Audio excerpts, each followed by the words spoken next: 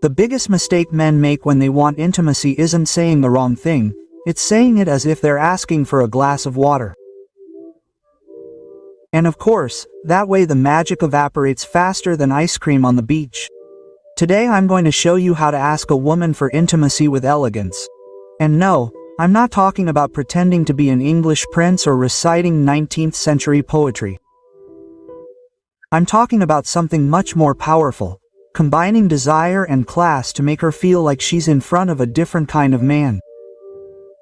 Because let's be honest, anyone can feel like it, but few know how to ask for it without killing the moment. This is where an old friend comes in, Stoicism. A philosophy that's not about keeping a poker face in a storm, but about controlling your impulses, acting with virtue, and measuring the impact of your words. And yes, this also applies when the chemistry heats up. If you want a woman to remember that moment, it's not enough to say what you say, but how you say it, when you say it, and the atmosphere you've created beforehand. In this video, I'm going to give you 5 tips that can completely change the way you ask her to do something more. Before we start, if this content is valuable to you, I invite you to subscribe and turn on notifications. Remember, ordinary men improvise, elegant men plan. Let's start with 1. Igniting desire without saying it. Building the atmosphere before proposing something intimate is like making a good coffee. You can't stick the cup under the machine and expect the espresso to come out perfect if you haven't ground the beans, heated the water, and chosen the right blend. Many men think that female intimacy is like turning on a switch, a gesture, a quick phrase, and that's it. But no, this is not a microwave, it's more like lighting a fireplace.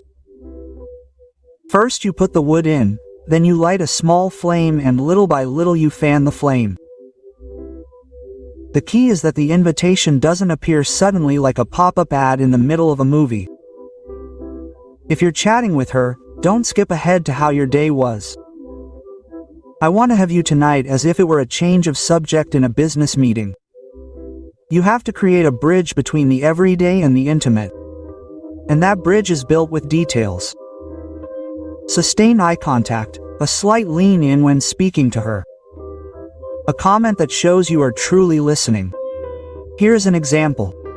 Instead of getting straight to the point, you could say something like, "There is something about you that intrigues me, and it is not just what I see." In that sentence you are not asking for anything explicit, but you are planting the seed. And yes, she will notice the difference, because desire that simmers slowly always tastes better than that which is thrown raw on the table.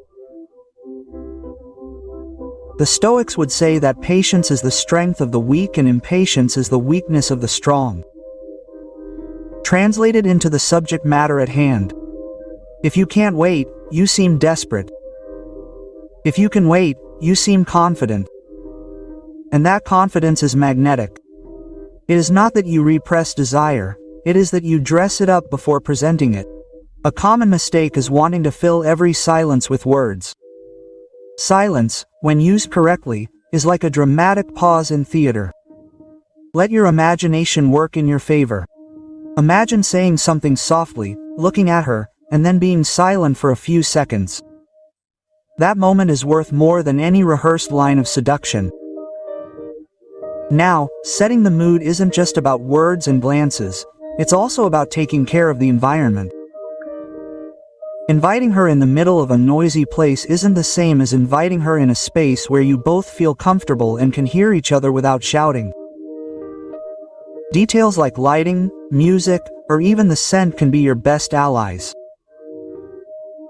You don't need a movie set, but rather an environment that says, "Important things happen here."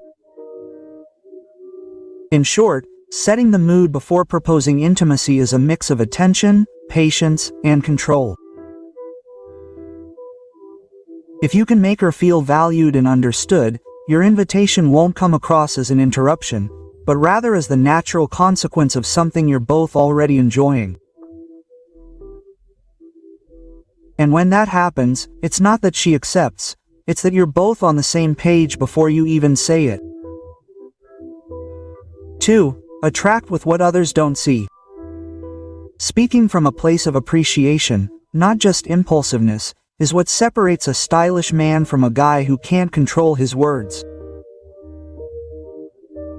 Because let's face it, impulsive men blurt out whatever comes to mind, and it often sounds like they're commenting on a fast, loud soccer game without thinking about the effect. But if you want your words to really get through, you have to go beyond the obvious. It's not enough to say, "You're beautiful," as if you were reading the weather forecast. Appreciation focuses not just on what you see, but on who she is. Saying, "You have a beautiful smile." It's easy to say, "Even silence feels good with you," but that's another story. The first is a catalog compliment. The second is a personal observation that says, "I pay attention to you." And trust me, that carries a lot more weight than any recycled compliment. This is where Stoic philosophy comes in elegantly. A Stoic knows that virtue lies in seeing beyond the superficial. Epictetus would say that beauty is fleeting, but nobility of spirit endures. Translated: a man who only talks about the physical will run out of topics the day circumstances change. A man who appreciates the internal will always have something to say. And of course, this does not mean that you ignore the physical. We are not going to pretend that attraction does not exist, but the order does matter. Start by appreciating her character, her energy, her way of seeing the world. Then, if you want, tone it down and let her know that you are also attracted to her physically. That change of tone, from deep appreciation to gentle innuendo, is like going from a fine wine to an irresistible dessert. One paves the way for the other to enjoy themselves more than you look incredible. Try saying there is something in the way you talk that makes everything else in the room disappear. And yes, that includes how beautiful you are today. There you combine both things, who she is and what she projects, and the message is much more complete. A common mistake is to get caught up in generic phrases. What sets a classy man apart is that he observes and adapts his words to the person in front of him. You don't improvise that, you cultivate it. And when you achieve it, each sentence sounds like a tailor-made suit, not like one taken off sale. In short, speaking from a place of appreciation is an art that combines observation, patience, and a touch of authenticity. If you make her feel seen for who she really is, your invitation to intimacy won't seem like a rushed maneuver, but rather a natural consequence of a deeper connection. And in that moment, my friend, you're no longer asking, you're both choosing. 3. The power of what you don't say. Complicity is that terrain where you don't have to say everything for both of you to know exactly what you're talking about. It's like when you look at a friend in the middle of a boring meeting and with a single raised eyebrow he already knows that you want to run away. In the game of attraction, that silent connection is pure gold. It not only arouses interest, it also creates a space where tension builds without forcing anything. Many men make the mistake of thinking that complicity means telling jokes or sharing memes as if you were in a group chat. No, seductive complicity is much more subtle. It's about inviting her to play a little game, one that only you understand. A phrase like, "I have an idea, but I don't know if you dare listen to it," opens a door without revealing what's behind it. And the best part is that by not telling everything, you let her mind work in your favor. The Stoics knew that mystery is a tool of power. Not revealing everything right away is, in their terms, exercising self-control. Marcus Aurelius might have summed it up like this: speak only what is necessary and silence will tell the rest. Intimacy, that means letting hints and glances fill the gaps between words. Tone is your best ally. The same sentence can be flirtatious or provocative, depending on how you say it. With a broad smile, you convey lightness and playfulness. With a low, serious voice, you project intensity. It's like changing the soundtrack to a movie. The script is the same, but the emotion it elicits is completely different. You're talking about something trivial, like a TV series, you pause, look at her, and say, "That reminds me of something, well, I'd better tell you later." There you have just planted a seed that will germinate in her head for hours, and you haven't even mentioned the central theme. The most common mistake is wanting to explain everything at the moment, as if attraction were a PowerPoint presentation that you have to finish right now. Complicity needs space. It's a back and forth, an exchange where each person contributes something and the value is in what is kept as much as in what is said. Complicity is the art of creating a private language, an invisible code that only you understand. When you do it right, you don't need long sentences or exaggerated gestures. All you need are small clues that she'll happily decipher, and when the time comes to invite her to something more, it won't sound like a risky proposition, but rather the next logical step in a game you've both been enjoying for a while. That's when you discover that in seduction, sometimes the most powerful thing is what you don't know. Number 4, never let it be the same old thing. Silence is an underrated tool in the art of asking for intimacy. Most men feel they have to fill every second with words, as if a moment without sound were a technical error. And no, my friend, well-placed silence is not a mistake, it's a masterstroke.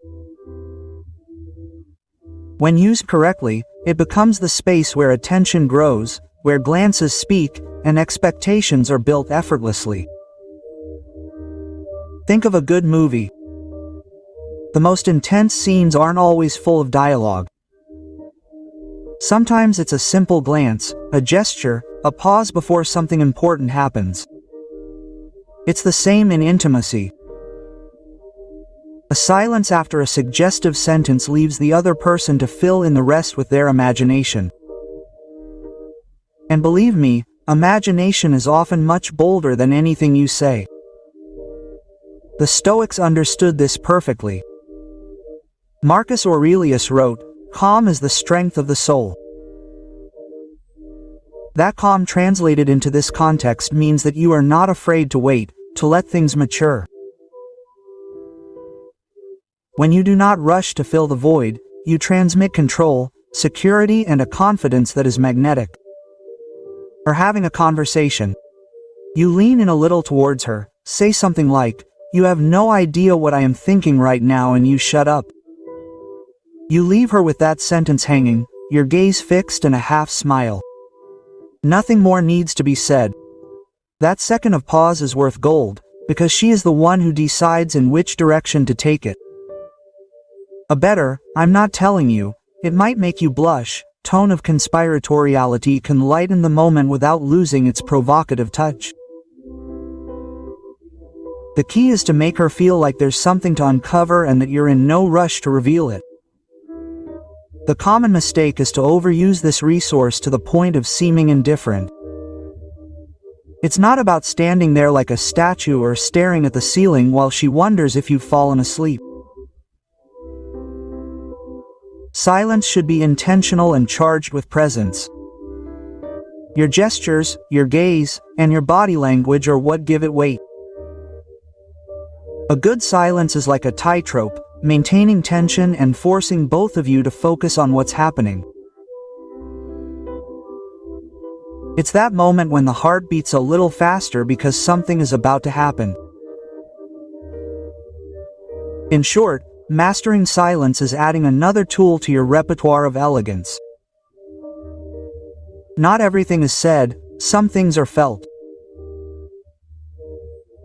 And when you manage to let a moment speak for itself, you discover that sometimes the most powerful phrase you can say is none at all, because in the well-managed void, desire finds its own echo. 5. The art of reaching out together. We've reached the point where everything connects. Asking for intimacy with elegance is not an isolated technique, it's the sum of everything you've done before. It's like cooking a good dish. There's no point in having the best sauce if the rest is raw or burnt. Every look, every word, every pause, and every gesture have been building the groundwork so that when the moment comes, the invitation will be natural and not an uncomfortable surprise. Many men believe that elegance lies in disguising intention as if hiding it were the key. Wrong. Real elegance lies in showing desire without it becoming pressure. It's making it clear that you want something, but that you want it in a way that she'll enjoy as much as you do. Here, ironic humor helps. Saying, "I don't intend to insist, but I also don't intend to forget it," with a half smile can break any tension and maintain complicity. The Stoics would say that true control is not repressing impulse, but directing it. Marcus Aurelius explained it in different words, but the idea is the same. You decide when and how to move, and that conscious choice is what that generates respect. It's not about winning a yes, but about inviting a moment that you both want to experience. After a night of deep conversation and laughter, instead of dropping a flat line like, "Let's go to my place," you could look at her and say, "I feel like tonight could end up like any other or one of those nights you won't forget." That's not just a proposal, it's a hint that the experience will be special. The closing of this interaction should be consistent with all of the above. If you've created atmosphere, shown appreciation, played on complicity, and managed silences, she'll already know what you want before you say it. Your closing line isn't about convincing, it's about confirming something you both feel. The biggest mistake would be to change your tone at the last minute and go from elegance to urgency. Don't kill all the previous work with one abrupt move. Elegance is consistency. The same man who controlled the pace at the beginning should be the one inviting at the end. This is the whole art: desire, control, intention, and timing. It's not about hiding what you feel, it's about showing it with such care that it becomes a gift, not a demand. When you do it right, the invitation stops being a question and becomes the logical conclusion of a story you've built together. And if you want one final piece of advice, here it is. Elegant seduction isn't about getting there quickly, it's about getting there together, because in the end, that's the only path truly worth taking. Showing intimacy with elegance isn't a technique you learn by heart. It's a way of being present, of reading the moment, and of inviting her to something more without losing the magic. It's about turning desire into a careful gesture that she'll remember not for what you said, but for how you made her feel. And that, my friend, can't be improvised, it can be cultivated. Now I want to know from you, which of these keys do you feel you need to practice the most? Are you more about building atmosphere, using silence, or creating complicity? Let me know in the comments. I'd love to read about you and hear how you apply what we see here. If you found this video valuable, please subscribe and hit the bell so you don't miss the next video.